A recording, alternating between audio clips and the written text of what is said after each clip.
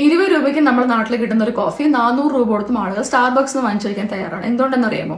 Starbucks അവരുടെ കസ്റ്റമേഴ്സിന് provide ചെയ്യുന്ന വാല്യൂ ആൻഡ് എക്സ്പീരിയൻസ് ആണ്. നിങ്ങൾ ഒരു സ്റ്റാർബക്ക് വിസിറ്റ് ചെയ്ത് ഒരു ഓർഡർ പ്ലേസ് ചെയ്തതിനു ശേഷം എത്ര സമയം വേണമെങ്കിലും നിങ്ങൾക്ക് അവിടെ സ്പെൻഡ് ചെയ്യാം. ഫ്രീ വൈഫൈ ഉണ്ട്.